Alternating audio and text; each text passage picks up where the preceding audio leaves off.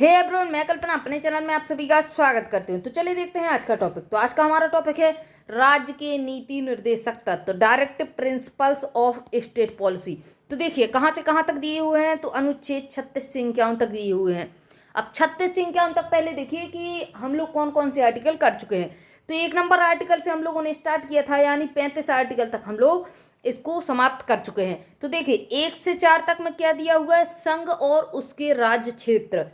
इसके अलावा 5 से 11 तक में हमारी भारतीय नागरिकता का वर्णन किया हुआ है। ये सारे टॉपिक हम लोग कर चुके हैं। पूरा प्लेलिस्ट का जो है लिंक, मैंने आपको प्लेलिस्ट का लिंक डिस्क्रिप्शन में दिया हुआ है। और अगर आपको इसका पीडीएफ वगैरह डाउनलोड करना है तो वो भी आपको इसमें टेलीग्राम चैनल पर मिल जाएगा। नाम से ही चैनल है, सर्च कर लीजिए, या फिर लिंक जो है डिस्क्रिप्शन में दिया हुआ, उधर से जाके आप लोग उसको डायरेक्ट फॉलो कर सकते हैं। 12 से 35 तक आपको क्या मिलेगा, तो 12 से 35 तक हमें हमारे मौलिक अधिकारों के बारे में मिलता है, यानी फंडामेंटल राइट्स। तो देखिए 12 से 35 तक हम लोग समाप्त कर चुके हैं। अब देखेंगे 36 से 51 तक। तो देखिए 36 से 51 तक दिया हुआ है राज्य के नीति निर्देशक तत्व। अब इस शब्द से ही, इस लाइन से ही आपको समझ में आ रहा होगा कि आखिर ये चीजें हैं क्या। राज्य यानी राज्य के लिए नीति निर्देशक तत्व। अब ये भी मैंने आपको समझाया था कि जो भाग 1 में अनुच्छेद 4 में जो परिभाषा दी हुई है राज्य की जो परिभाषा दी हुई है, उसका मतलब ये नहीं है कि यूपी, बिहार, केरल, तमिलनाडु, बल्कि जो हमारा संविधान है उसमें राज्य को एक अलग तरीके से प्रदर्शित किया हुआ है। राज्य का क्या मतलब है, जैसे देखिए इस चीज को आप अच्छे से समझिए आप लोग कि राज्य का इसमें मतलब क्या दिया हुआ है। समझिएगा इस चीज को, क्योंकि यहाँ पर भी आपको राज्य की परिभाषा देखने को मिलेगी। देखिए राज्य का क्या मतलब है, जैसे पहले रजवाड़े होते थे कि भाई ये इतना भाग हमारा है, इतना भाग आपका है, इतना भाग, मतलब ऐसे ऐसे करके बहुत सारे पूरे देश में रजवाड़े हो जाएं। तो क्या है कि जब यहाँ का एक राजा होगा, उसका क्या मैटर रहेगा कि भाई यही मेरा राज्य है, क्या रहेगा कि यही मेरा राज्य है, और वो अपने रूल रेगुलेशन पूरी तरीके से अपने ही क्षेत्र में अप्लाई करेगा। तो यही चीज अगर आप देखेंगे कि जो हमारे संविधान में राज्य क्षेत्र बोला गया है कि राज्य के नीति निर्देशक तत्व। तो राज्य का शब्द समझिए कि राज्य से मतलब क्या है। यहाँ पे एक पूरा हमारा केंद्र सरकार है।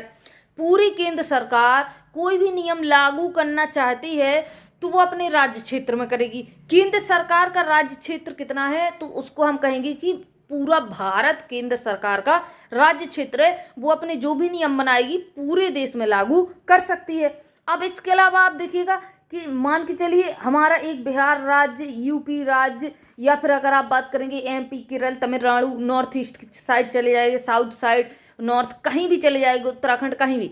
तो मान लीजिए उत्तराखंड है ना, तो उत्तराखंड राज्य के अपने कुछ नियम कायदे कानून रहेंगे, तो वो अपने आप में एक राज्य हो गया। अब आप बात करेंगे प्राइवेट सेक्टर की बात करेंगे। एक कंपनी ले लीजिए, एक कंपनी मान लीजिए रिलायंस कंपनी ले ली, तो क्या रिलायंस कंपनी पे नियम लागू सरकार के होंगे, बताइए, नहीं होंगे ना। तो जो रिलायंस कंपनी या कोई भी प्राइवेट कंपनी है तो उसके अपने खुद के नियम लागू होंगे, तो वो भी अपने आप में एक राज्य क्षेत्र है। अब आपको समझ में आया कि इसमें राज्य को किस तरीके से, राज्य की परिभाषा किस तरीके से संविधान में बताई गई है।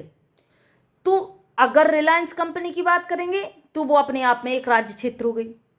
सेल कंपनी की बात करेंगे तो वो अपने आप में एक राज्य क्षेत्र हो गई।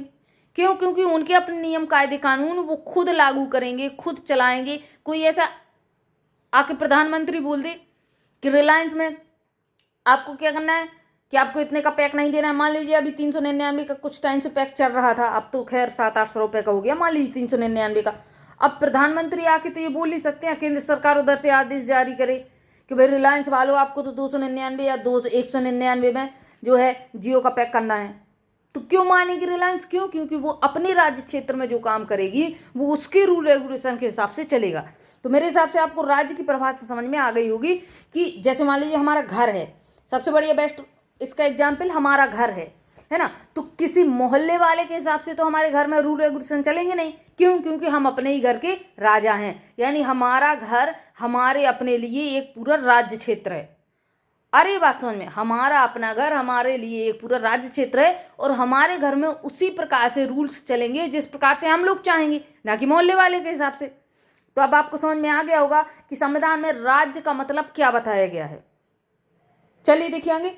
इसके बहुत कुछ महत्वपूर्ण पॉइंट हैं, इसको समझिएगा कि यह संविधान के भाग 4 में दिया हुआ है। राज्य के नीति निर्देशक तत्व, किसके? राज्य, यानी राज्य को कुछ नीतियां, कुछ राज्य को कर्तव्य दिए हुए हैं। तो ये जो आपको इसमें अंदर देखने को मिलेगा कि कौन कौन से पॉइंट दिए हुए हैं, वो राज्य के लिए कर्तव्य हैं।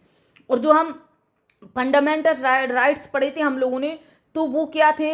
हम लोगों के मौलिक अधिकार थे, यानी एक व्यक्तिगत तौर पर थे कि अगर हमारा मौलिक अधिकार कोई हनन होता है तो हम उसके लिए कोर्ट में जा रहे थे।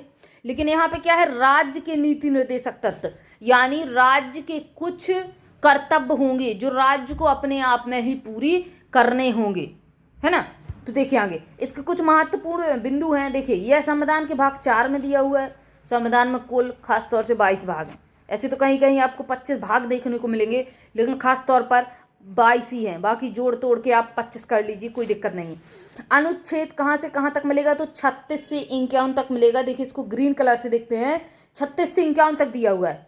अब इसमें मुख्य पॉइंट आता है कि भाई हमने फिर इनका विचार कहाँ से लिया? हमने जो है राज्य के नीति निर्देशक तत्व कहाँ से लिए? तो ये हमने आयरलैंड के संविधान से लिए हैं।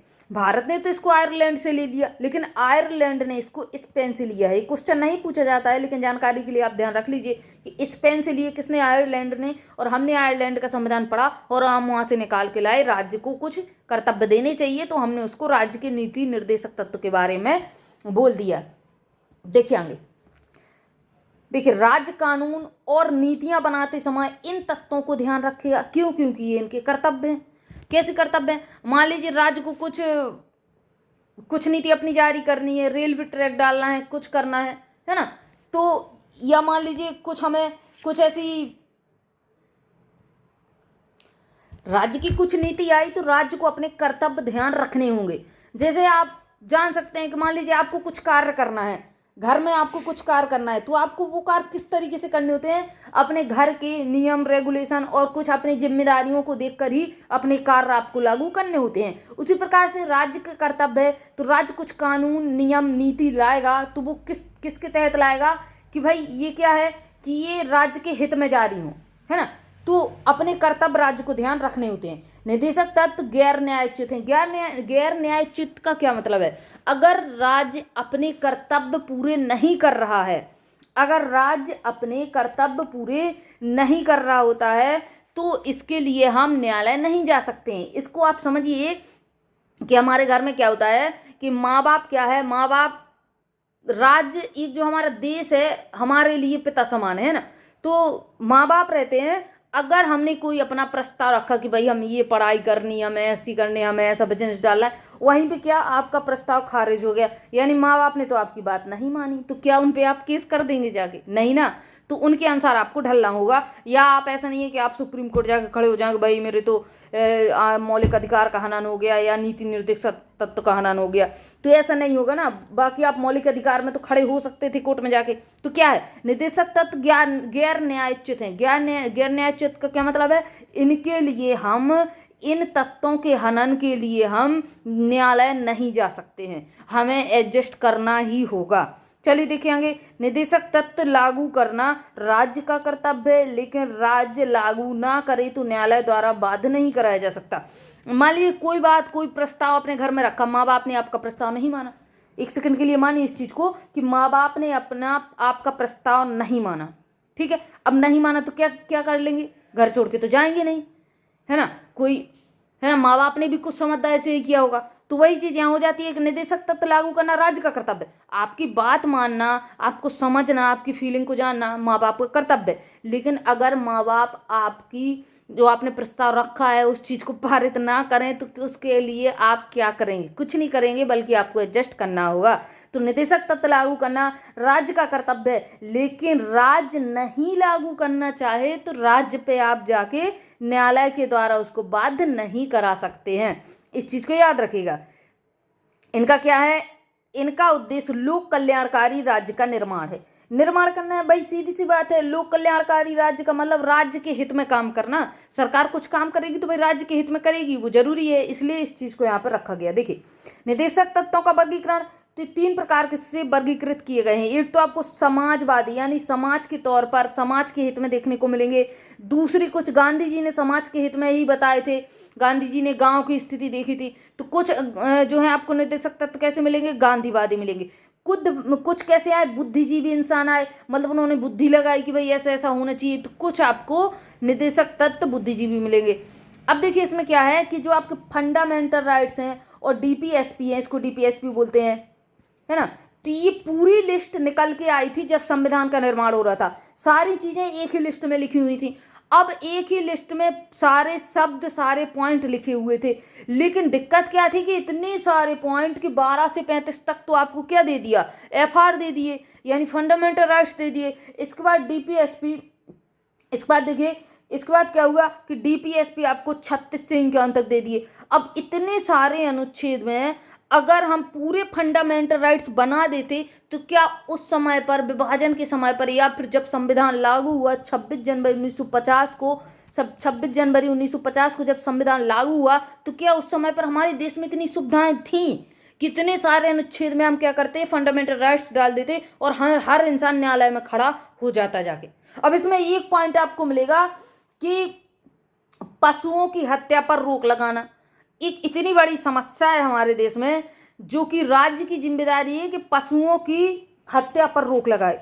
अगर इस बात को हम कहाँ डाल देते, फंडामेंटल राइट्स में डाल देते, तो गांव में आए दिन ये सब चीजें होती रहती हैं, तो हर किसान, हर गांव वाला इंसान न्यायालय में खड़ा हो जाता जाके। इसी प्रकार की स्थितियां होती है ना।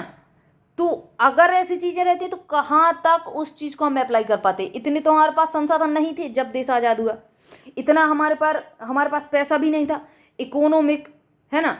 देखिए खेती की परेशानी थी, आर्थिक तौर पर हम लोग सक्षम नहीं थे कि इतने सारी सुविधाएं दे सकें।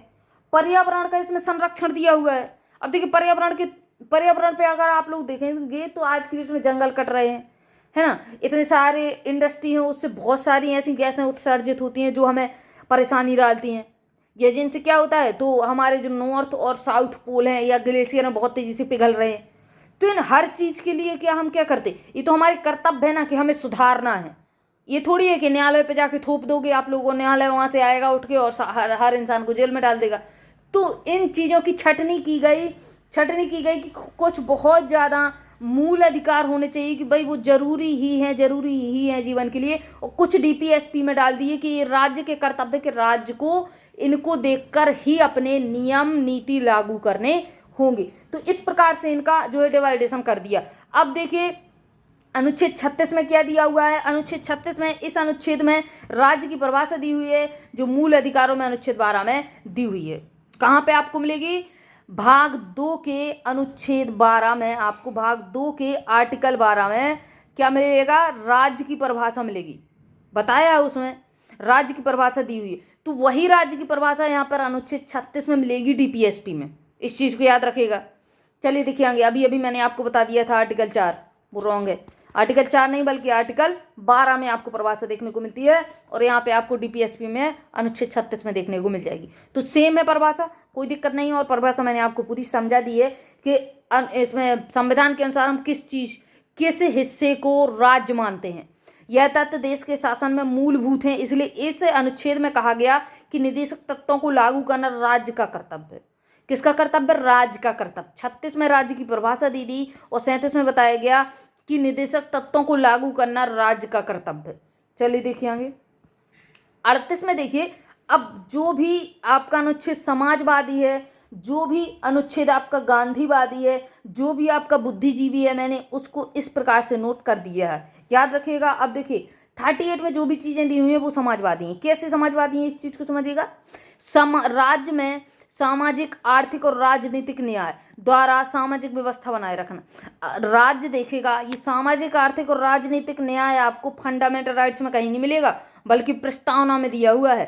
तो इसको 38 में भी डाल दिया गया है, 38 अनुच्छेद में डाल दिया गया है। ये पूछा जाता है कि जो ये सामाजिक, आर्थिक और राजनीतिक न्याय है आपको डीपीएसपी में मिलेगा और कहाँ पे मिलेगा, तो और कहाँ पे आपको प्रस्तावना में भी देखने को मिलेगा कि हमें 3 तरह का न्याय दिया जाता है, तो सामाजिक, आर्थिक और राजनीतिक, है ना।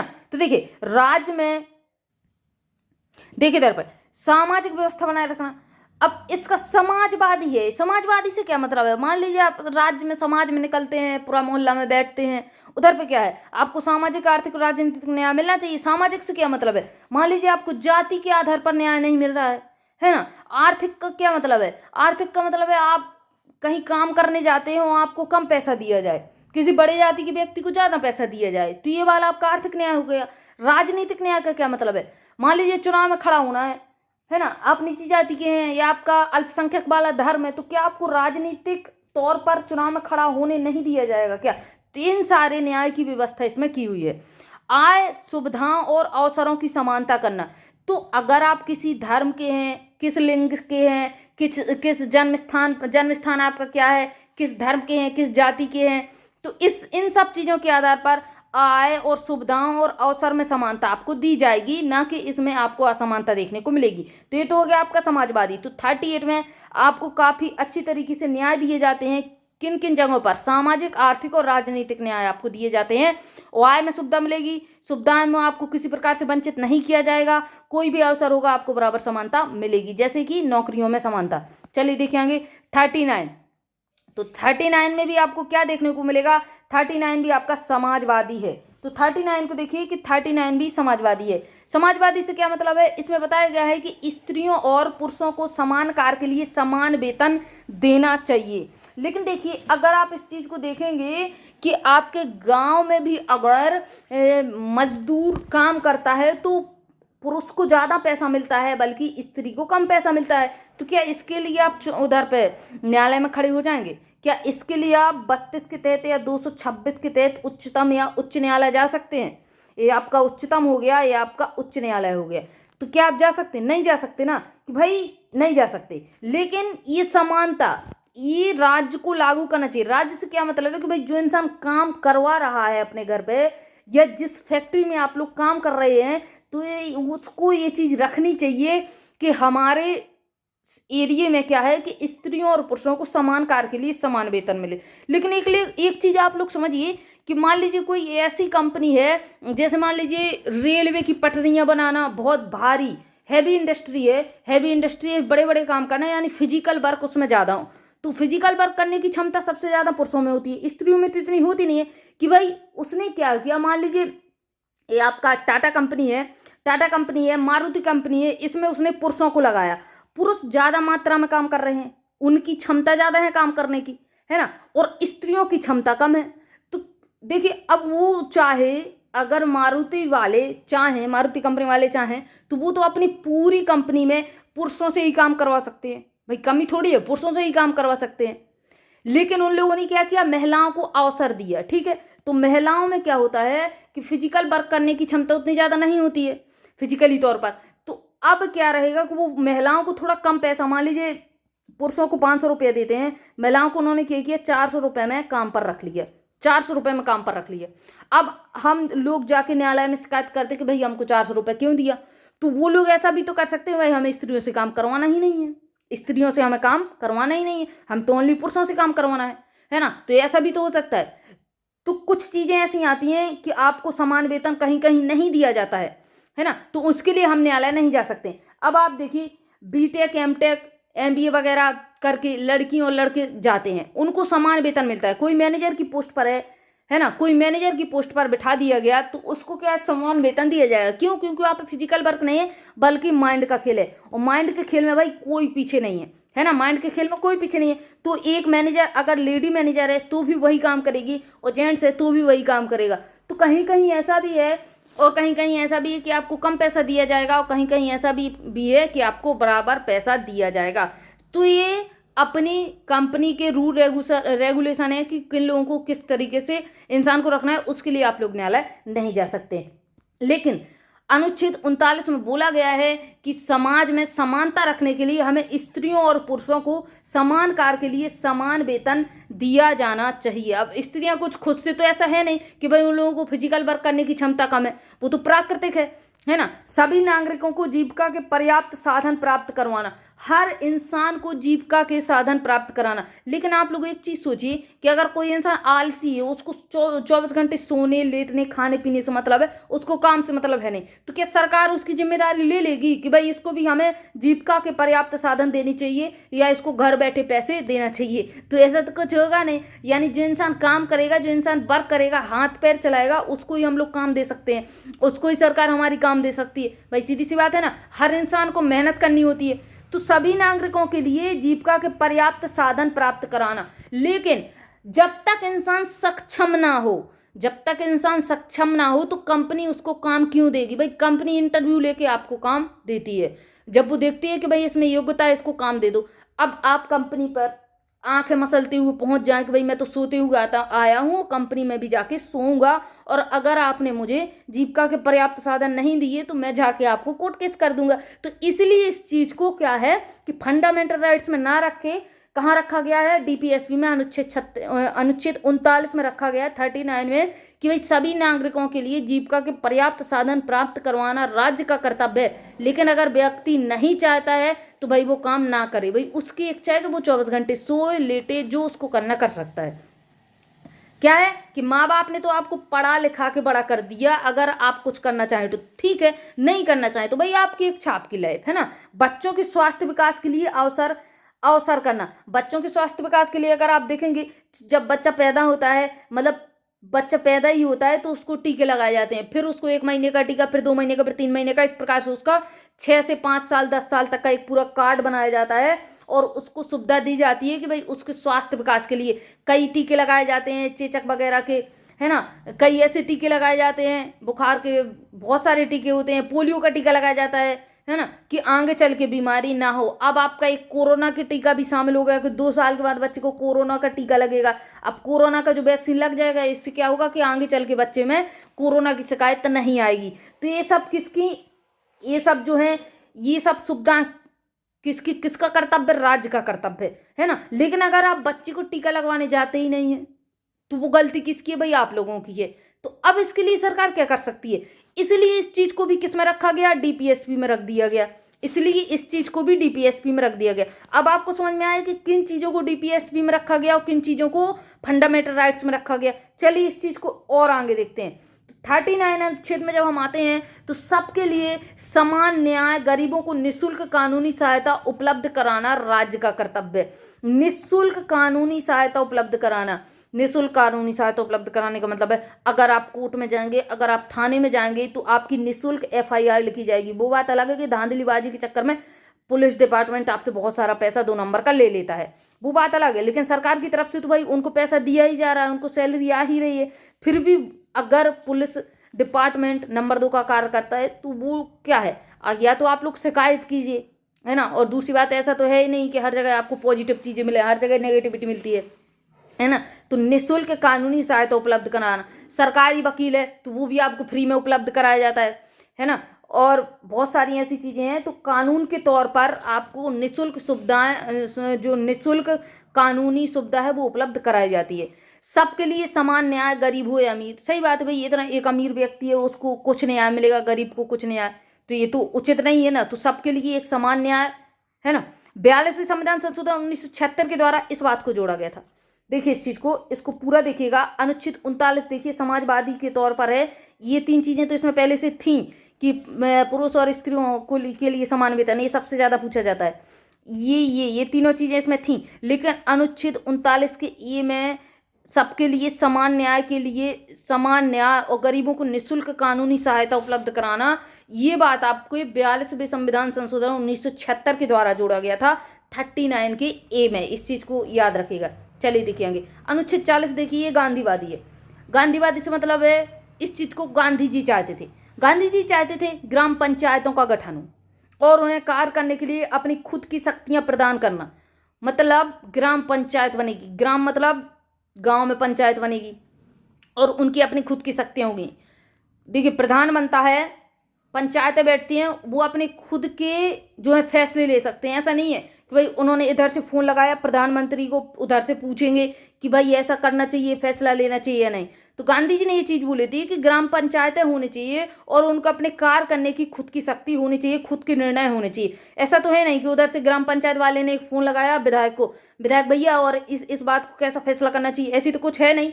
नहीं ना, तो क्या है, ग्राम पंचायतों का अपना खुद का उनका मैटर रहता है, खुद उनको अपने फैसले लेने होते हैं। ये बात सिर्फ इसमें बोली गई है। बाकी 343 जब अनुच्छेद आप पढ़ेंगे तो उसमें पूरा ब्यौरा दिया हुआ है, सॉरी 243 जब अनुच्छेद आप पढ़ेंगे तो उसमें पूरा ब्यौरा दिया हुआ है कि ग्राम पंचायतों का किस प्रकार से इसकी शक्ति है, किस प्रकार से गठन है और किस प्रकार से ग्राम पंचायतें चलती हैं। तो 243 में पूरी चीज़ें दी हुई हैं, वो हम बाद में पढ़ेंगे जब 243 आएगा।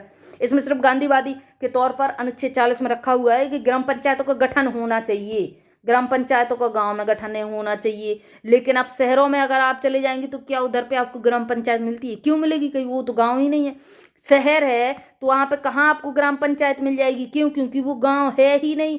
तो ग्राम पंचायतों का गठन होगा कैसे? अब आप कहेंगे कि कहीं पे भाई ग्राम पंचायत का गठन नहीं है, बहुत बड़े शहर कलकत्ता में चले जाइए, मुंबई में चले जाइए, वहां पे आपको ग्राम पंचायतें नहीं मिलेंगी। तो क्या उसके लिए आप न्यायालय जा सकते हैं? नहीं जा सकते है ना। इसलिए ग्राम पंचायतों का गठन कहाँ डाला गया है? तो डीपीएसपी में डाल दिया कि भाई ये जो है न्यायिक क्षेत्र में नहीं आएंगे, यानी हाई कोर्ट या सुप्रीम कोर्ट, इसके लिए आप लोग नहीं जा सकते हैं। जहां ग्राम पंचायतें हैं अच्छी बात है, बहुत अच्छे से उधर का संगठन होगा, बहुत अच्छे से वहाँ पे नियम कायदे कानून है। और जहाँ पे ग्राम पंचायत नहीं है तो उसका कुछ ही नहीं है कि आप जाके शिकायत कर दें, नहीं जा सकते हैं। इसलिए इसको डीपीएसपी में डाला गया। चलिए देखिए आगे 41 नंबर देखिए, अनुच्छेद 41 ये समाजवादी है।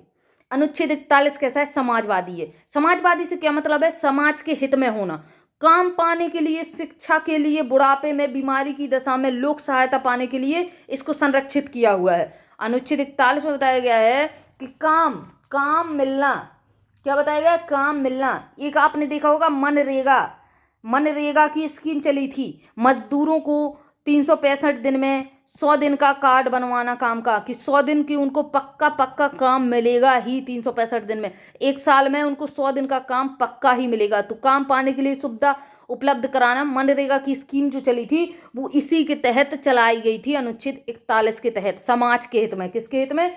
समाज के हित में। शिक्षा के लिए, शिक्षा क्या है? शिक्षा के लिए, शिक्षा तो आपकी हर जगह आपको देखने को मिलेगी। इधर भी देख लीजिए, अनुच्छेद 21 के तहत जीवन के अधिकार में, प्राण एवं दैहिक स्वतंत्रता के अधिकार में उसको डाल दिया गया है ना, कि शिक्षा के अधिकार को 86वें संविधान संशोधन 2002 के द्वारा उसमें डाल दिया गया है। फंडामेंटल राइट्स में उसके लिए तो आप कोर्ट भी जा सकते हैं। तो देखिए शिक्षा का अधिकार इसमें डाल दिया गया है। बुढ़ापे में, बीमारी की दशा में लोक सहायता पाने के अधिकार को संरक्षित किया गया है ना। मनरेगा अधिनियम आया था 2005, इसी अनुच्छेद के तहत आया था। काम पाने के लिए समाज के तौर पर इसको इसमें बताया गया था। तो मनरेगा अधिनियम पूछा जाता है तो 2005 में आया था अनुच्छेद 41 के तहत। चलिए देखिए 42 समाजवादी है। 42 कैसा है आपका? समाजवादी। काम को न्याय संगत बनाना, मानवोचित दशाओं में सहायता का उपबंध करना, प्रस्तुति या मातृत्व सहायता का उपबंध। इस चीज को देखिए, काम को न्याय संगत बनाना मतलब मिल बांट के आप काम करेंगे। न्याय संगत से भी मतलब है, देखिए मानवोचित दशाओं में सहायता का उपबंध, एक दूसरे की सहायता करना, ऐसा कोई काम ना करवाना जो जबरदस्ती का हो, ऐसा कोई काम ना करवाना जो इंसान से हो ही ना रहा हो, आप जबरदस्ती उसको काम करवाने में लगे हुए हैं। तो ये देख समाजवादी सोच है ना। मानवोचित दशाओं, कोई बीमार व्यक्ति है, आप उससे कहें, मान लीजिए किसी को ऐसी बीमारी रहती है जो 4 6 महीने तक है, 6 महीने तक है, तो क्या 6 महीने तक वो शांति से घर में बैठ जाएगा? क्या काम नहीं करेगा? क्या भाई खाने के लिए भी तो चाहिए, घर परिवार भी तो चलाना है। तो अगर वो व्यक्ति 6 महीने में बीमारी के साथ साथ काम पर आता है, अगर वो व्यक्ति बीमारी के साथ साथ काम पर आता है, तो मानवता के तौर पर उसको ऐसी सुविधाएं उपलब्ध कराना कि भाई 4 6 महीने अगर वो बीमार हो तो उसको कोई आप ऐसा थोड़ा कमजोर वाला काम करवा लीजिए, मतलब ऐसा उसको फिजिकल वर्क बहुत ज्यादा नहीं दीजिए जो उससे नहीं होगा। तो मानवोचित दशाओं में सहायता को उपबंध, मान लीजिए उसको बीमारी है और आपने उसको ऐसा काम दे दिया, पहाड़ तोड़ने को भेज दिया कि भाई तू पहाड़ ही तोड़ेगा, उसको आप ये भी तो काम दे सकते हैं कि जो भी वर्कर लगे हुए उन सबको आप पानी दे दीजिए, पानी भी तो पीना होता है ना, तो सबको गिलास भर भर के पानी दे दीजिए, वो भी काम कर लेगा। गार्ड बना दीजिए, भाई गेट पर खड़ा कर दो, उतना मेहनत नहीं लगेगा। अब आप उसको बोले नहीं तेरे को तो पहाड़ ही तोड़ना है, तो वो क्या हो जाएगा? वो तो गलत बात हो जाएगी कि वो इंसान बीमार है और आप उसको मानवता के तौर पर उसको वो काम करवा रहे हैं जो उससे नहीं होगा।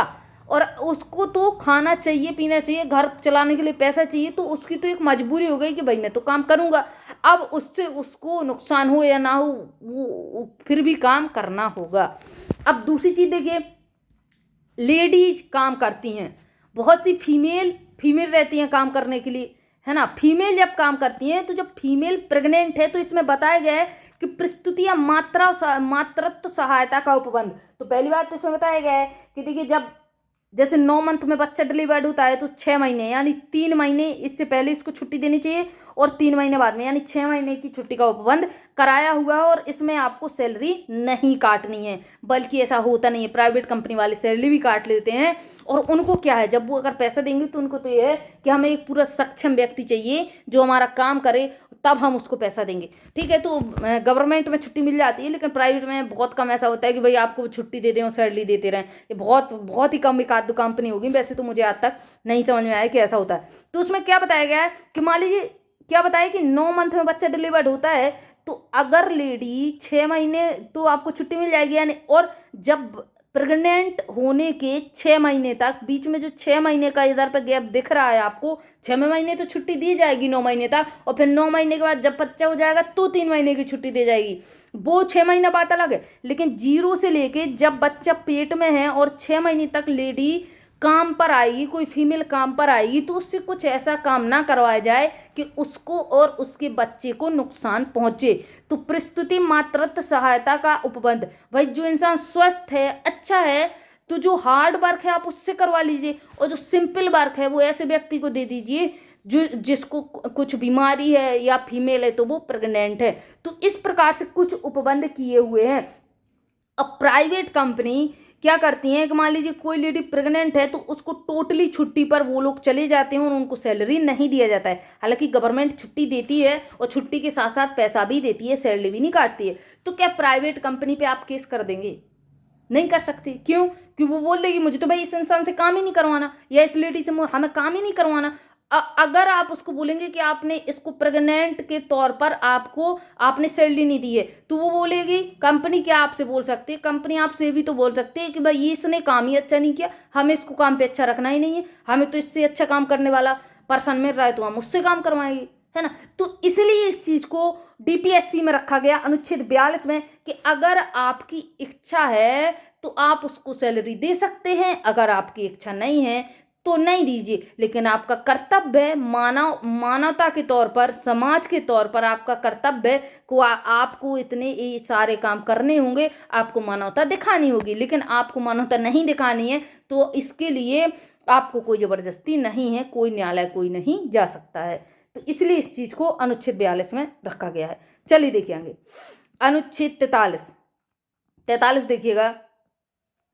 अनुच्छेद 43 गांधीवादी है। गांधीवादी गांधी जी चरखा चला के और वो सब अपना कपड़ा अपना बना के पहनते थे, है ना। तो गांधी जी ने क्या बोला कि ग्रामीण क्षेत्र में जो छोटे छोटे कुटीर उद्योग हैं उनको हमें प्रोत्साहन दिया जाना चाहिए। तो यूपी में तो ये सब चीजें जिले बाई जिले बहुत ज्यादा चल रही है कि छोटे छोटे कुटीर उद्योगों को बहुत ज्यादा प्रोत्साहन दिया जा रहा है ना। तो ये चीज गांधी जी ने बोली थी। अब गांधी जी के तौर पर देखिए इस चीज को, ग्रामीण क्षेत्र में जाइए, फिर वहां पे देखिए कि इस ग्राम का जो है कौन सा ऐसा कुटीर उद्योग है जो यहाँ के लोग बहुत ज़्यादा मात्रा में करते हैं और उनको बहुत कम मात्रा में पैसा है, या फिर इसको शहर में नहीं बेचा जा रहा है। तो आप उस चीज़ को जाइए और उसको सुधारिए और उसको प्रोत्साहन दीजिए अगर लायक है तो। ये बात गांधी जी, क्योंकि देखिए चरखे वाला सिस्टम तो गांधी जी ही चलाते थे, वो तो अपना चरखा चला के अपना पूरा कपड़ा अपना बुन के खुद पहनते थे, है ना। तो उन्होंने तो ये सब किया है, तो वो चाहते थे कि ग्रामीण क्षेत्र में जो छोटे छोटे कुटीर उद्योग हैं उनको प्रोत्साहन दिया जाना चाहिए। तो ये चीज़ तो 43 में दे दी गई कि भाई कुटीर उद्योगों को प्रोत्साहन दीजिए। अब आया 43 का बी। 43 के बी में बोला गया कि सहकारी समितियों का गठन कीजिए, स्वयं संचालन कीजिए, व्यवसायिक प्रबंधन को बढ़ावा देना। इस बात को जोड़ा गया, इस लाइन को जोड़ा गया अनुच्छेद 97 इस अनुच्छेद को 97वें संविधान संशोधन के 2002 के द्वारा जोड़ा गया। सहकारी समितियों का गठन, सहकारी से क्या मतलब है, एक झुंड में आपने समिति बनाई, मान लीजिए 10 लोग आप लोग हो गए, ठीक है, हमने उस समिति का गठन कर लिया। वो समिति ऐसी है, हमने जो समितियां बनाई हुई हैं, मान लीजिए एक हमने समिति बनाई किसानों के तौर पर, हमें देखना है गाँव के किसानों की दशा देखने की, इनको तकलीफ क्या है, इन लोगों को स्टोर करने के लिए जगह है कि नहीं है, हम लोगों को देखना है जाके इनकी फसल में दवाइयाँ ठीक तरीके से प्रॉपर तरीके से डर रही हैं या नहीं डर रही हैं। तो इस प्रकार से हम लोगों ने एक ग्रुप बनाया कि भाई हमें जाके किसानों को देखना है। हमने गाँव के 10 लोगों को इकट्ठे कर लिया जो कि थोड़ी बहुत पढ़े लिखे हैं, उन लोगों को इस चीज़ों की समझ है। तो अब आप सरकार से इस चीज़ के लिए स्वयं संचालन यानी खुद चला सकते हैं। ऐसा नहीं कि भाई आप प्रधानमंत्री को फ़ोन करेंगे कि भाई प्रधानमंत्री जी, मोदी जी इस समिति को चलाएं या नहीं चलाएं। नहीं भाई, मोदी जी को कोई मतलब नहीं, भाई आप लोग चला लीजिए और व्यवसाय के प्रबंधन के तौर पर बढ़ावा देना और उस समिति को मोदी जी तक पहुंचना चाहिए और मोदी जी उस समिति को बढ़ावा देंगे। और अगर आपको पैसा चाहिए तो आप पैसा भी रिलीज करवा सकते हैं। तो इस प्रकार से सहकारी समितियों का गठन, स्वयं उस चीज को चलाना और अगर आपको पैसा वैसा चाहिए तो आपको दिया जा सकता है। तो इस प्रकार से धीरे धीरे कुटीर उद्योगों का प्रोत्साहन दिया गया। मान लीजिए अचार बनाती हैं औरतें, महिलाएं जो है अचार बनाती हैं गाँव में, बहुत टेस्टी किसी गाँव का अचार बन रहा है ना, तो उस चीज़ को बड़े तौर पर शहरों में बेचा जाए तो उस चीज़ के लिए क्या है, महिलाओं को कुछ पैसा चाहिए, बहुत सारी मात्रा में अचार का स्टोर करना होगा, मसाले वसाले आम जो भी मिर्च का अचार है उसको लाने के लिए पैसा चाहिए, भाई नहीं है घर में पैसा, है ना, घरेलू महिलाओं के पास नहीं है पैसा। तो उस चीज़ को प्रोत्साहन देने के लिए अचार वगैरह का टेस्ट किया जाएगा कि भाई हाँ इस चीज़ को बढ़ाना चाहिए। तो छोटे छोटे कुटीर उद्योगों को आप बढ़ा सकते हैं, समितियाँ बना सकते हैं, है ना, और समितियाँ बनाने के बाद आप जो है पैसा वैसा सरकार से रिलीज करवा सकते हैं। तो ये चीज़ आपकी गांधीवादी है कि कुटीर उद्योगों को आप लोग को जो है प्रोत्साहन दिया जाना चाहिए। 43 में दिया हुआ है और यह अनुच्छेद 97, यह अनुच्छेद जो है 97 संविधान संशोधन 2011 के द्वारा जोड़ा गया। चलिए देखेंगे 44 बुद्धिजीवी। अब ये एक बुद्धिजीवी जिसकी बुद्धि तेज होती है उसने एक और जो है तर्क लगाया कि भाई ऐसा ऐसा होना चाहिए, वैसा वैसा होना चाहिए। तो इस तरीके से बुद्धिजीवी वालों की बात सुनिए। अनुच्छेद 44 में आए बुद्धिजीवी, अनुच्छेद 44 में एक बुद्धिजीवी आए, उन्होंने बोला क्या होना चाहिए, यूसीसी होना चाहिए, यूनिफॉर्म सिविल कोड होना चाहिए, समान नागरिक संहिता होना चाहिए। समान नागरिक संहिता का क्या मतलब है, पूरे देश में एक ऐसा कानून लागू हो जाए, भारत के समस्त राज्य क्षेत्र में एक ऐसा कानून लागू हो जो मतलब हर इंसान के लिए समान हो, है ना, हर इंसान के लिए समान। समझिए, कोई भी धर्म का हो, कोई भी जाति का हो, कोई भी लिंग का हो, कोई भी जन्म स्थान का हो, किसी भी प्रकार का इंसान हो, उस पर एक समान कानून लागू हो। समान कानून से अब इस चीज़ का सबसे बड़ा मुद्दा जो अभी निकल के आया वो आपका 3 तलाक का है। 3 तलाक वाला मुद्दा, 3 तलाक वाला मुद्दा ये इस्लाम धर्म में है। कहाँ पे है, इस्लाम धर्म में है। लेकिन क्या हिंदू धर्म में 3 तलाक माना जाता है क्या? अब हिंदू धर्म में तो 3 तलाक माना ही नहीं जाता है। जब हिंदू धर्म में 3 तलाक नहीं माना जाएगा, मुस्लिम धर्म में या इस्लाम धर्म में इस चीज़ को माना जाता है। और इसमें बताया गया है कि हमें तो हर व्यक्ति के लिए, किसी भी धर्म जाति का हो, किसी भी जन्म स्थान का हो, समान नागरिक संहिता लानी है। तो ये 44 में बोला गया। 44 में बोला गया कि भारत के समस्त राज्य क्षेत्र में नागरिकों के लिए एक समान संहिता लागू होना चाहिए। एग्जाम में पूछा जाता है कि कौन से अनुच्छेद में, यूनिफॉर्म सिविल कोड या फिर समान नागरिक संहिता या फिर यूसीसी शॉर्ट में इसको बोलते हैं, कौन से अनुच्छेद में दिया हुआ है। तो इसको क्या है कि हम लोगों ने फंडामेंटल राइट्स में ही रखा। क्यों नहीं रखा?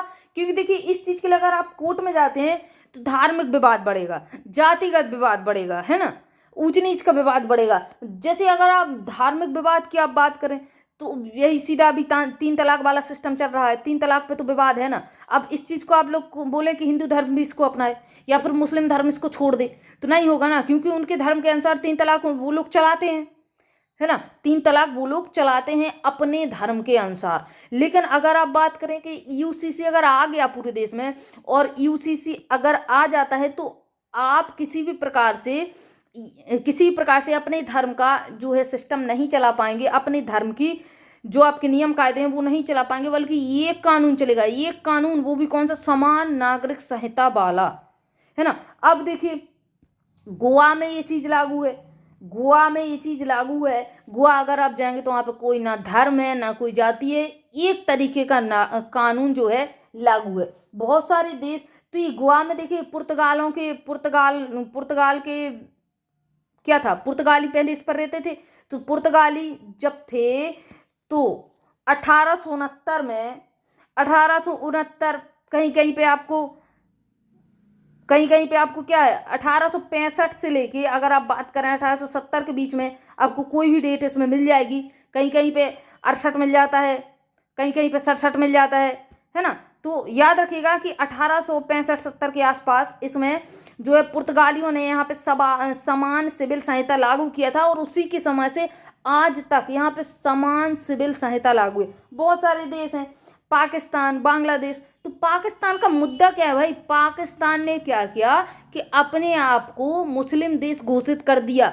जब उसने मुस्लिम देश घोषित ही कर दिया कि भाई पूरा मुस्लिम देश है, तो वहाँ पे इस्लाम कानून या फिर पूरा, अब देखिए यहाँ पे जो समान नागरिक संहिता है, वहाँ पे जो यूनिफॉर्म सिविल कोड है पाकिस्तान में, तो वहाँ पे हिंदू के कानून तो लागू होंगे नहीं, तो उसमें क्या डला होगा? उसमें पूरा इस्लाम धर्म का कानून डला होगा समान नागरिक संहिता में, है ना। तो जब उसने घोषित ही कर दिया कि भाई हम मुस्लिम देश हैं, तो पूरे सब लोगों को वही कानून मानने होंगे जो वहाँ पे चलता है ना। लेकिन हमारे देश में तो है नहीं कि हमने हिंदू धर्म अपना लिया, तो हमारे भारत देश में अभी तक ऐसा लागू नहीं है कि पूरा देश हमारा हिंदुत्व है, पूरा देश मुस्लिम का है, या फिर सिख या फिर ईसाई। हमारे देश का क्या है? हमारे देश सभी धर्म को समान मानता है, और कोई भी ऐसा यहाँ पे अभी तक धर्म नहीं है कि भाई पूरा देश इस धर्म को मानेगा। इसलिए दिक्कत आ रही है कि जब हम यूसीसी ला देंगे तो क्या होगा, बहुत सारे जो धर्म हैं अल्पसंख्यक, उनके अधिकारों का हनन हो जाएगा, और उनके साथ साथ उनके जो है मौलिक अधिकारों का हनन होगा। क्योंकि मौलिक अधिकार में आप लोगों ने पढ़ा है कि हमने क्या बता रखा है कि अल्पसंख्यक के धर्मों का हमें संरक्षण करना चाहिए, वहाँ पे हमें संस्थाएं खोलनी चाहिए। इस प्रकार से बहुत सारी चीज़ें आपको मौलिक अधिकार में मिलती हैं। तो अगर यूसीसी लागू होता है तो बहुत सारे जातिगत और धार्मिक आपके मामले निकल के आएंगे कि हमारे मौलिक अधिकारों का हनन हो रहा है। तो कुछ इस प्रकार से आपका यूसीसी लागू नहीं हो रहा है, लेकिन मोदी जी इस प्रकार से, अभी आप इस टाइम पर अगर आप न्यूज़ सुनेंगे तो यूसीसी जो है हद से ज़्यादा चर्चा में है कि पूरे देश में एक यूसीसी लागू होना चाहिए। अब देखते हैं, क्योंकि मोदी जी तो देखिए 2024 तक हैं, और मुझे लगता है कि लगभग यूसीसी करके जाएंगे। क्योंकि देखिए राम मंदिर वाला मुद्दा सबसे बड़ा मुद्दा, इसके अलावा अनुच्छेद 370 का मुद्दा, जम्मू कश्मीर वाला मुद्दा, सबसे बड़े बड़े मुद्दे जो सालों से अटके आ रहे हैं, मोदी जी ने सब इनको समाप्त कर दिया। तो मुझे लगता है कि सब जब मामले निपट चुके हैं तो यूसीसी का थर्ड मुद्दा सबसे बड़ा आता है, और जब यूसीसी का मुद्दा आएगा तो ये भी गांधी जी निपटा के जाएंगे। और इस समय पर अगर हम न्यूज़ खोल के देखेंगे तो यही सब पूरा छाया हुआ है। चलिए देखेंगे, यह कानून हर धर्म, जाति, संप्रदाय, वर्ग, यानी पूरे देश में एक ही नियम लागू होगा। पूरे देश में एक ही नियम लागू। अगर तलाक होगा तो क्या होगा, वो एक ही नियम कायदे कानून के अनुसार होगा, ना कि हिंदू धर्म और ना कि मुस्लिम धर्म। अब एक चीज़ और आप देखिए, मुस्लिम धर्म में तलाक हो जाता है, लेकिन अगर आप हिंदू धर्म में देखेंगे तो तलाक होने के बाद लेडी जो होती है उसको एलिमनी दी जाती है, यानी पति के द्वारा, यानी ससुराल के द्वारा उसको कुछ पैसा दिया जाता है जीवन निर्वाह के लिए। लेकिन ये चीज़ आपको मुस्लिम धर्म में नहीं मिलेगी। अब आप बताइए, कोई लेडी ऐसी है, मान लीजिए उसके पास पैसा नहीं है, या वो मतलब कमा नहीं सकती है, तो तलाक हो गया भाई, तलाक हो गया, और उसको पति की तरफ से 1 रुपया नहीं आएगा, 1 रुपया भी। तो क्या ये सही है? क्या बताइए कि मुस्लिम धर्म में जो तलाक होते हैं तो उस लेडी के लिए ये बात सही है क्या कि उसको कुछ भी एलिमनी या कुछ भी सहायता ना दी जाए? ऐसा तो गलत है। तो ये चीज़ तो बिल्कुल टोटली गलत है। और अधिकतर लोग मुस्लिम धर्म में तलाक ले लेते हैं और उनको बस छोड़ छुट्टी है, कोई पैसा वैसा देना ही नहीं है। इधर हिंदू धर्म में जो लागू चीज़ें हैं उससे तो पूरी जायदाद आदि हो जाती है, तो लोग डरते भी हैं तलाक लेने से। और मतलब महिलाओं की भी सुरक्षा रहती है कि आगे चल के उनको पति के द्वारा इतना पैसा दिया जाएगा, बच्चे की सुरक्षा के लिए इतना पैसा दिया जाएगा, पत्नी की सुरक्षा के लिए इतना पैसा दिया जाएगा, जिससे वो अपना जीवन निर्वाह आराम से कर सकें। तो ये धर्म में कुछ चीज़ें हिंदू धर्म में सही नहीं है, कुछ चीज़ें मुस्लिम धर्म में सही नहीं है। तो अब जब इस समान नागरिक संहिता आएगी तो क्या रहेगा कि तलाक एक जैसा होगा, चाहे वो हिंदू का हो चाहे वो मुस्लिम का हो। इस प्रकार से चीज़ें चलेंगी।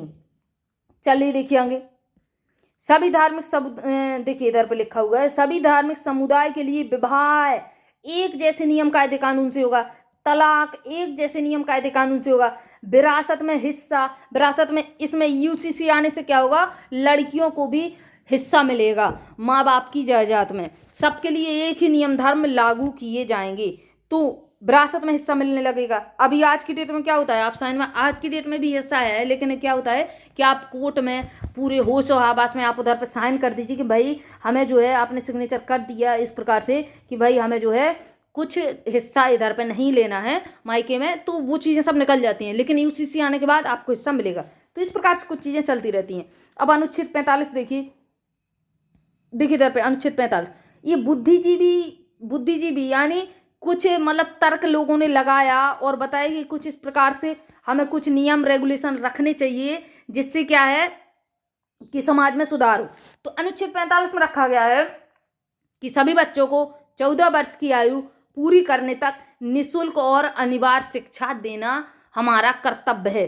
तो अगर इस कर्तव्य को देखिए अनुच्छेद 45 में, एक तो हमारे FR हैं, फंडामेंटल राइट्स हैं, DPSP हैं, है ना, जो कि राज्य के कर्तव्य हैं। इसके बाद आपको FD मिलेगा यानी फंडामेंटल ड्यूटी, उसमें भी यही बात बोली गई है कि सभी बच्चों को 14 वर्ष की आयु तक निःशुल्क या अनिवार्य शिक्षा प्रदान करना राज्य का कर्तव्य है। और FR FD में बोला गया, फंडामेंटल ड्यूटी में बोला गया कि बच्चों को स्कूल भेजना माता पिता का कर्तव्य है या उन्हें प्रोत्साहन करना माता पिता का कर्तव्य है। तो एग्जाम में पूछा जाता है कि ये कौन सा अनुच्छेद ऐसा है या ये कौन सी लाइन ऐसी है, कौन सा ऐसा है कि जिसमें आपको मूल अधिकार भी मिला है, राज्य का कर्तव्य भी है और फंडामेंटल ड्यूटी भी है। तो यही है कि अनुच्छेद 45 में बताया गया है कि सभी बच्चों को 6 से 14 साल की आयु तक क्या है, 6 से 14 साल की आयु तक पूरी तरीके से निःशुल्क और अनिवार्य शिक्षा मिलनी चाहिए और 0 से 6 साल के बच्चे तक को स्वास्थ्य के लिए पूरी सुविधाएं मिलनी चाहिए।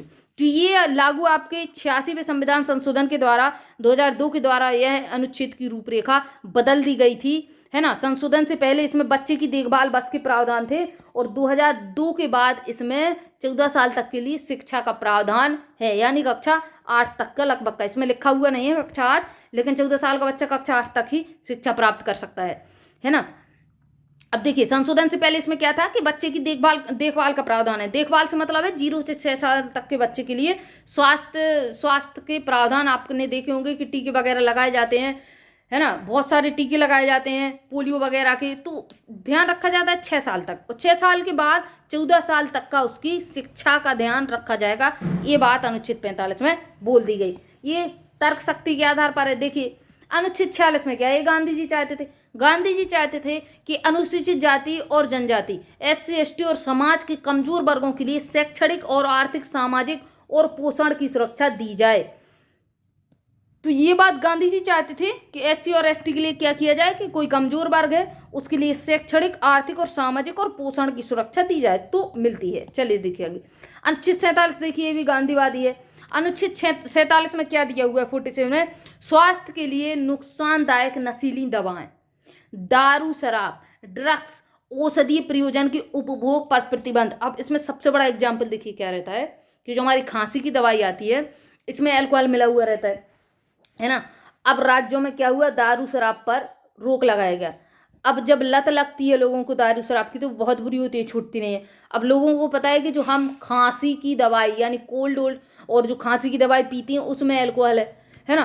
तो अब उन लोगों ने क्या किया कि अल्कोहल चाहिए, अल्कोहल मिल नहीं रहा है और अल्कोहल हमें खांसी की दवाई में मिल जाएगा, तो खांसी की दवाई की 4-4, 6-6 बोतलें लोगों ने पीना स्टार्ट करी। तो इसलिए टोटली प्रतिबंध लगा दिया कि इसमें जो है बहुत ज़्यादा मात्रा में अल्कोहल नहीं डाला जाएगा, वरना लोग बागों ने क्या किया। और अगर आप अभी खांसी की दवाई लेने जाएंगे ना शहरों में तो वो आसानी से आपको मिलती भी नहीं है, वो डॉक्टर की पर्ची के तहत आपको दवाई मिलेगी। क्यों? क्योंकि उसमें अल्कोहल डला हुआ रहता है। अगर आप देसी दवाई की बात करें तो उसमें अल्कोहल नहीं मिलता है। खांसी की कुछ देसी दवाई आती हैं उसमें अल्कोहल आपको, जैसे बाबा रामदेव की मिल जाएगी तो उसमें अल्कोहल नहीं बल्कि जड़ी बूटियों के तहत बनाई गई दवाई आपको मिलेगी। तो इसके लिए क्या हुआ, स्वास्थ्य के लिए नुकसानदायक चीज़ें हैं नशीली दवाएं, दारू शराब, ड्रग्स वगैरह, औषधीय प्रयोजन में इनका प्रतिबंध लगा दिया। यानी इन सब चीज़ों की जब औषधि के रूप में उपयोग कर रहे थे तो उस चीज़ पर प्रतिबंध लगा दिया, क्योंकि एक व्यक्ति को पता चल गया कि भाई खांसी की दवाई में अल्कोहल उसको मिलती है और जब उसको दारू नहीं मिल रही तो वो जाके क्या करेगा, खांसी की बोतलें पी जाएगा। तो 4 ऐसे बहुत सारे केस आए। इसके कारण क्या हुआ कि खांसी की दवाई जो है आपको शहर में खांसी का जब आप सिरप लेने जाएंगे डायरेक्ट नहीं मिलता है बल्कि डॉक्टर के सिग्नेचर के द्वारा दिया जाता है। तो अनुच्छेद 47 के अनुसार ये बात गांधी जी ने बोली थी कि ऐसी दवाइयों पर प्रतिबंध लगाया जाए। तो बहुत सारी दवाइयों पर प्रतिबंध लगा हुआ आपको मिलता है। पोषण स्तर को बढ़ाया जाए, जीवन स्तर को बढ़ाया जाए, लोक स्वास्थ्य में सुधार पर ध्यान दिया जाए, ये चीजें भी आपको इसी के तहत मिलती हैं। पोषण स्तर भाई ऑटोमेटिक बढ़ जाएगा जब आप नशीली दवाएं बंद कर देंगे। जीवन स्तर बढ़ जाएगा, लोक स्वास्थ्य यानी सब लोग स्वस्थ हो जाएंगे। तो इन सब चीजों में सुधार किया जाए। 47 48 देखिए गांधीवादी, 48 में भी गांधीवादी है, इम्पोर्टेंट टॉपिक है। देखिए 48 दुधारू पशुओं की या पशुओं की बलि पर रोक लगाना। आपने देखा होगा कि अभी देखिए यूपी में सबसे ज्यादा गौ हत्या को रोका गया, वह अनुच्छेद 48 के तहत ही है, गौ हत्या को रोका गया। अब क्या होता था, बकरे की बलि देना, बछड़े की बलि देना, इस प्रकार से बहुत सारी उनका पूजा के तौर पर मुर्गा मुर्गी की बलि बहुत ज्यादा दी जाती है, मुर्गा मुर्गी की बलि बहुत ज्यादा दी जाती है। तो पशुओं की बलि पर रोक लगाया गया और दुधारू पशुओं की बलि पर खास तौर से रोक लगाएगा। दुधारू पशुओं से मतलब है गाय भैंस है, मान लीजिए उतना दूध नहीं देती है जितनी मात्रा में हमें फायदा होता है, कम दूध दे रही है, तो क्या होगा कि लोग बाग उसको बेच देते हैं और वो उधर पे मतलब जहाँ पे काटा पीटा जाता है पशुओं को, उसको काट के उसका मांस बेच दिया जाता है। तो इस प्रकार से दुधारू पशुओं और पशुओं की बलि पर रोक लगा गया। 48 के तहत कई पूजा पाठ में पशुओं की बलि दी जाती है, मूवी में आपने देखा होगा, है ना। आज की डेट में भी ये चीजें हो जाती हैं। तो इन सब चीजों को गैर कानूनी तौर पर बताया गया और रोक लगाया गया, है ना। पशुओं की नस्लों में सुधार करना। अब मान लीजिए दुधारू पशु है भाई, कम दूध देता है, तो क्या उस पशु की गलती है? नहीं ना। तो अब क्या करना है कि राज्य का एक कर्तव्य है कि पशुओं की नस्लों में सुधार करे, ताकि पशु जो है अच्छे से ज्यादा मात्रा में दूध दें। ज्यादा मात्रा में दूध देंगे तो ऑटोमेटिक लोग बाग उसको हत्या के लिए नहीं भेजेंगे, या फिर मतलब कटवाने के लिए इस प्रकार से नहीं भेजेंगे कि भाई इसको बेच दो। क्योंकि देखिए क्या होगा कि गांव में पैसे की परेशानी रहती है। मान लीजिए 10 लीटर दूध दिया, एक पशु ने 10 लीटर दूध दिया, वो उसी के खाद में, उसी की देख रेख में, दवाई ववाई में सब चला गया पैसा, अब बचा तो कुछ नहीं है। तो ऐसे पशु को पाल के लोग बाग क्या करेंगे?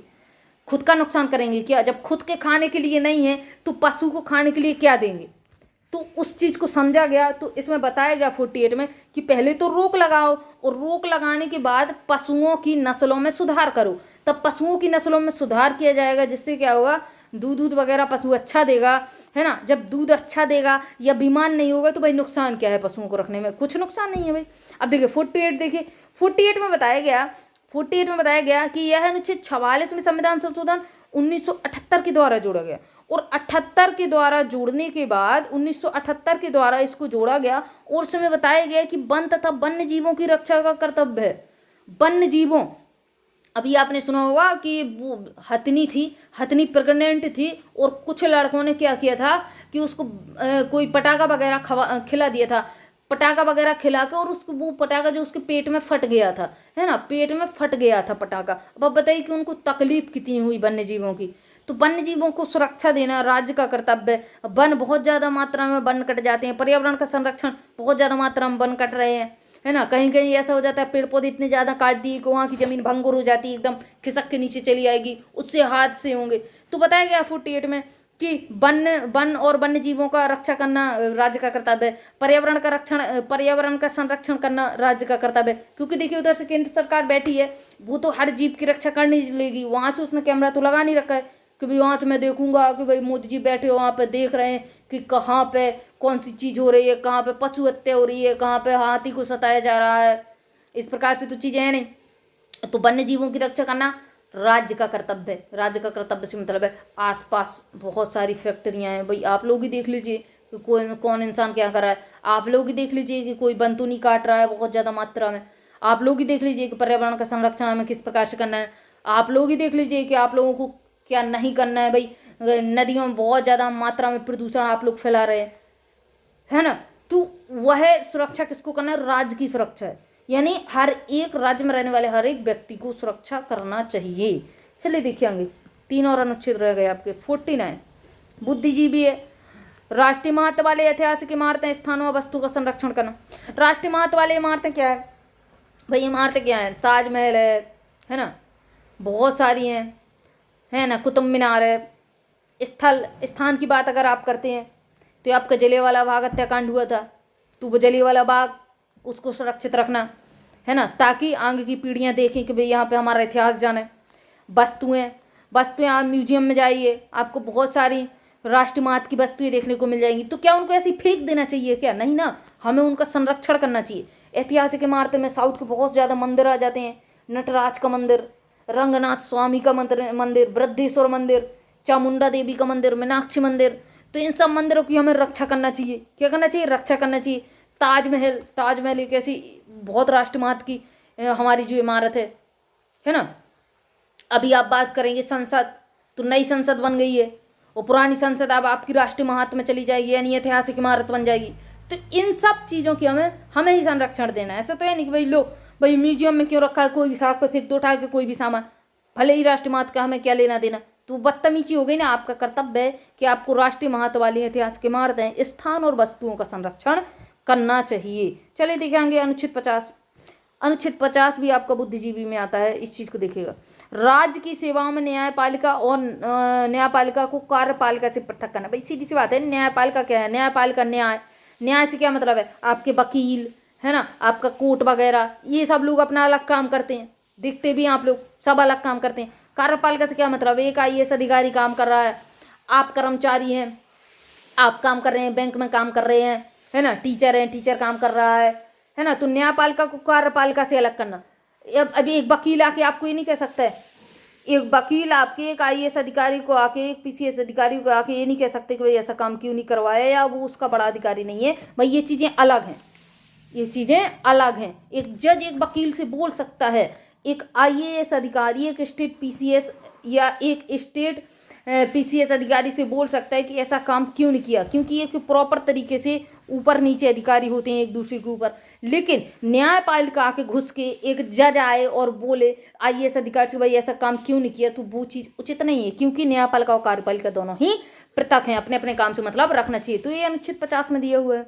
लेकिन कहीं कहीं स्थिति ऐसी आ जाती कि भाई टांगड़ा दिया काम में, तो उसके लिए आप न्यायालय नहीं जा सकते, बल्कि सुलझ जाएगा मामला। चलिए देखिए आगे अनुच्छेद 51 देख लीजिए, बुद्धिजीवी के तौर पर है।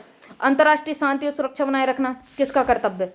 राज्य का कर्तव्य। राज्य से क्या मतलब है? केंद्र सरकार कुछ अंतर्राष्ट्रीय मामलों में काम करती है, सिग्नेचर करती है ना, व्यापार के तौर पर या किसी भी प्रकार से अंतर्राष्ट्रीय शांति सुरक्षा बनाए रखना केंद्र का काम है। या राज्य अगर किसी देश से क्या करता है, सिग्नेचर करता है, MOU करता है, तो उसका कर्तव्य है कि भाई आपको किस प्रकार से चीज़ें रखनी है। राष्ट्रों के बीच न्यायपूर्ण और सम्मानपूर्ण संबंधों को बनाए रखना ये राज्य का कर्तव्य है। अंतर्राष्ट्रीय विवादों को मध्यस्थता से निपटाना एक राष्ट्र का कर्तव्य है। ये सारी चीज़ें आपकी किसमें आ जाएंगी? राज्य और मतलब रियल राज्य और आपका है केंद्र सरकार के बीच में चीज़ें हो जाएंगी कि अंतर्राष्ट्रीय शांति सुरक्षा बनाए रखना। केंद्र ही जाएगा ना अंतर्राष्ट्रीय MOU समझौते वगैरह करवाना, तो उसको सुरक्षा रखना चाहिए। ऐसा नहीं कि बस अभी मान लीजिए चाइना से विवाद हो जाता है, पाकिस्तान से विवाद हो जाता है, तो भाई मचने दो, ऐसा तो कुछ है नहीं कि भाई धाँ होने दो, नहीं ना, शांति सुरक्षा बनाई जाती है ना, नुकसान नहीं पहुंचाया जाता है। चलिए ये तो हो गया टॉपिक आपका ख़त्म। अब कल देखेंगे, बहुत बड़ा खिंच गया, पूरा 1 घंटे का हो गया, लेकिन 1 घंटे का मतलब बहुत इंपॉर्टेंट टॉपिक है, और इसको 2 पार्ट में डिवाइड करने का कोई मतलब ही नहीं बनता था, है ना। अब हम देखेंगे फंडामेंटल ड्यूटी। चलिए मिलते हैं कल फंडामेंटल ड्यूटी के साथ, तब तक के लिए जय हिंद जय भारत।